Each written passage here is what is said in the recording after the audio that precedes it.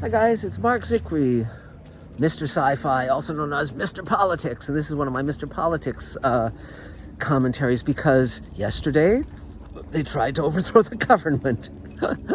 And I wanted to talk about this because everyone's saying, oh, well, it's a surprise, or we didn't think it would go this far, or any of this nonsense. Well, I did. I certainly did. This is what I said to Elaine before the election. I said, look, here's what's going to happen. If Trump loses, and I sincerely hope he does, I was spending a lot of money supporting his opponents and the congressional candidates and so forth. I said, if he loses, here's the steps of what's going to happen. First, he's going to demand recounts, and that's what he did. And then I said, if that doesn't work, he's going to go to the courts. And he's been stacking the courts and the Supreme Court. His expectation is that he'll be handed the election.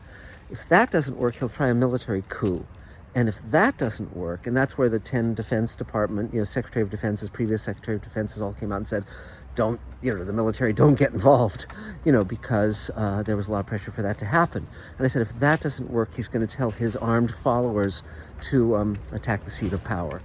And that's exactly what happened. And but Elaine and I had very different responses to that yesterday as his followers in the thousands were taking over the Capitol building and so forth, and planting pipe bombs and all of these things. Elaine thought it was terrible. I didn't think it was terrible. I thought it was great because there it was in all of its naked brutality and demagoguery. It was bald. It couldn't pretend anything. It couldn't pretend that it was a game. It couldn't pretend that words didn't matter. It couldn't pretend that it was in any way democratic. It could only show itself as treason, period. Because Trump and his allies, his enablers, as they call them, were actively saying the election was stolen, and you gotta get violent.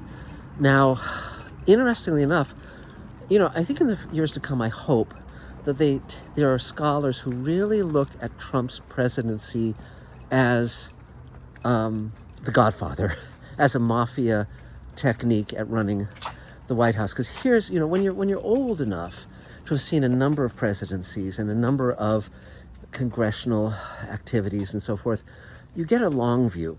And here's my take on all of this stuff. When Trump was first elected, he was very depressed because he couldn't be a president. He couldn't be Obama. He knew that. And he didn't want that job. And then the penny dropped, and he realized that he could continue to just be the gangster he'd always been.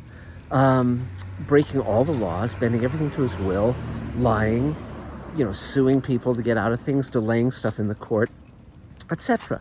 Now, as I've noted before, Trump's father was business partners with the guy who was the front for the Gambino crime family, it's the Genovese crime family. It's a mafia family.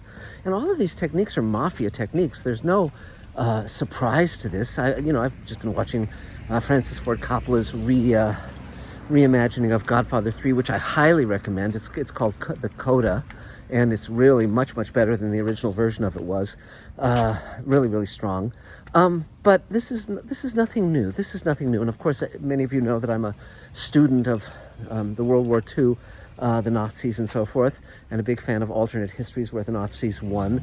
Because for me, I know that words are weapons. I know that words can destroy, that words are not abstract, and it's not a philosophical debate. This has real consequences with real people, and lives are destroyed. And the reason I'm so interested in the Nazis is because had things gone the other way, I wouldn't be here. My family wouldn't be here. We'd all be exterminated. Many of my family were exterminated. So when Trump just says all the nonsense he says, and all these apologists say, well, he's just, Trump being Trump, it's bullshit. Total bullshit.